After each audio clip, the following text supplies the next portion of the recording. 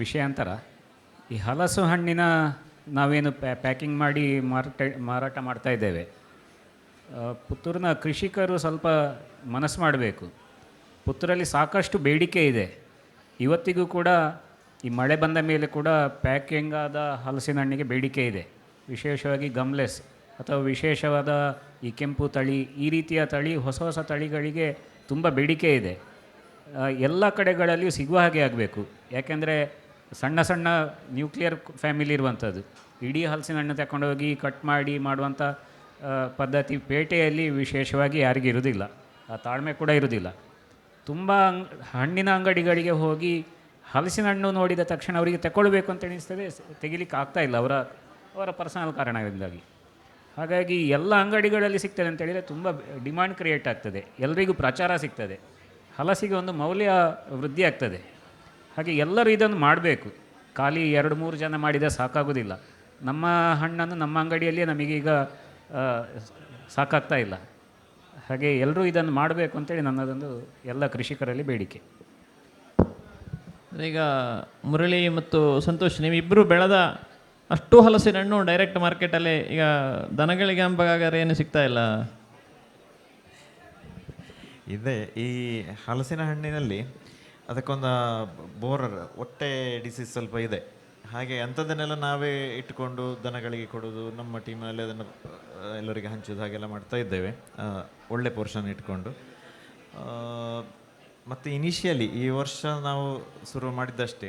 ನಾವು ಮೊದಲು ನಮ್ಮ ನೇಬರ್ಸು, ಫ್ರೆಂಡ್ಸು, ರಿಲೇಟಿವ್ಸ್ ಅವರಿಗೆಲ್ಲ ಕೊಡ್ತಾ ಸುಹಾಸಣ್ಣ, ಸಂತೋಷಣ್ಣ ಅವರ ಈ ಒಂದು ಎನರ್ಜಿ ಒಟ್ಟಿಗೆ ಸೇರಿಕೊಂಡದ್ದು. ಈಗ ನಮ್ಮ ಟೀಮಿಗೆ ಖುಷಿಯಾಗಿದೆ, ಹೀಗೆ ವ್ಯಾಲ್ಯೂ ಎಡಿಷನ್ ಮಾಡ್ಬೋದು ಅಂತ. ಡಿಮಾಂಡ್ ಇದೆ, ಡಿಮಾಂಡು ವೇಸ್ಟ್ ಆಗಲಿಲ್ಲ. ಮೊನ್ನೆ ಸುಹಾಸ್ ಮರಿಕೆಯವರ ಕ್ಯಾರಫಲ್ಲಿ ಮಂಗಳೂರು ಹಲಸು ಮೇಳಕ್ಕೂ ಇಡೀ ಹಲಸುಗಳೇ ಹೋಗಿದೆ. ಇಲ್ಲಿಗೆ ಬೇಕಾದಷ್ಟು ಕೊಡಲಿಕ್ಕೆ ಆಗಲಿಲ್ಲ ನಮಗೆ ಈ ಸಲ ಕೂಡ. ನನಗೆ ಖಂಡಿತ ಡಿಮಾಂಡ್ ಇದೆ. ಇಬ್ಬರಿಗೊಂದು ಪ್ರಶ್ನೆ. ತರಕಾರಿಯಾಗಿ ಅದನ್ನು ಆ ಥರ ಪ್ಯಾಕೆಟ್ ಮಾಡಿ ಮಾರುವಂಥ ಯೋಚನೆಯನ್ನು ಮಾಡಿದ್ದೀರಾ? ಹೇಗೆ ಗುಜ್ಜೆ ಆಗಿರಲಿ, ಕಾಯಿಗಳಾಗಿರಲಿ, ಅದು ಸಹ ಈ ಪೇಟೆ ಅಂತ ಜಾಗದಲ್ಲೆಲ್ಲ ಅದು ಹೋಗುವಂಥದ್ದು ಹೆಚ್ಚಲ್ವಾ ಅಂತ, ಅದರ ಬಗ್ಗೆ ಏನು ತಮ್ಮ ನಿಲುವು ಅಂತ? ನೀವು ಹೇಳಿದ ಹಾಗೆ ಪೇಟೆಯಲ್ಲಿ ಈ ರೀತಿ ಎಲ್ಲವೂ ವೆಜಿಟೇಬಲ್ಸನ್ನು ಕೂಡ ಕಟ್ ಮಾಡಿ ತಗೊಂಡಾಗ ಇಟ್ಟಾಗ ಅದಕ್ಕೆ ಹೆಚ್ಚು ಬೇಡಿಕೆ ಇದೆ. ಸತ್ಯ ಇದೆ, ಮುಂದಿನ ದಿನಗಳಲ್ಲಿ ಗುಜ್ಜೆಯನ್ನು ಕೂಡ ಮಾಡಬೇಕು ಅಂತೇಳಿ ಯೋಚನೆ ಇದೆ.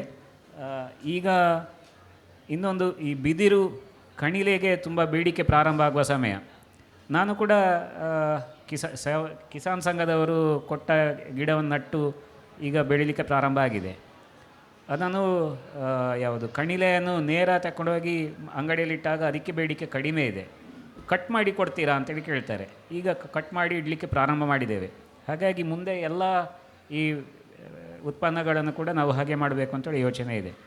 ಆದರೆ ಅದರದ್ದೇ ಆದ ಲಿಮಿಟೇಷನ್ ಇದೆ. ಒಂದು ದಿವಸ ಒಂದು 6 ಗಂಟೆ, ಮ್ಯಾಕ್ಸಿಮಮ್ 3 ಗಂಟೆ ಫ್ರಿಜ್ಜಲ್ಲಿಟ್ಟು ಮಾರುಕಟ್ಟೆಯಲ್ಲಿ ಮಾಡಿದರೆ ನಾವು 6 ಗಂಟೆ ತನಕ ನಾವು ಗ್ರಾಹಕರಿಗೆ ಕೊಡ್ಬೋದು. ಅದಕ್ಕಿಂತ ಹೆಚ್ಚು ಇಟ್ಟರೆ ಕಷ್ಟ ಆಗ್ತದೆ ವೆಜಿಟೇಬಲ್ಸನ್ನು ಕೂಡ. ಬೆಂಗಳೂರಲ್ಲಿ ಇದು ನವೀನ್ ಅಂತ ಹೇಳೋರು ಅಡಿಕೆ ಪತ್ರಿಕೆಯಲ್ಲಿ ಬಂದಿತ್ತು ನೋಡಿ. ರವಿಶಂಕರ್ ಗುರೂಜಿಯವರ ಆಶ್ರಮದ ಹತ್ತಿರ ಕನಕಪುರದಲ್ಲಿ ದೊಡ್ಡ ಫ್ಯಾಕ್ಟ್ರಿ ಮಾಡಿದ್ದಾರೆ. ಹಲಸು ಮಾತ್ರ ಅಲ್ಲ, ಹೀಗೆ ಕಣಿಲೆ ಬೇರೆ ಬೇರೆ ವ್ಯಾಲ್ಯೂ ಎಡಿಷನ್ ಮಾಡ್ತಾರೆ, ಪ್ಯಾಕೇಜಿಂಗ್ ಮಾಡಿ ರೆಡಿ ಟು ಕುಕ್ ಮಾಡಿ ಕೊಡ್ತಾ ಇದ್ದಾರೆ.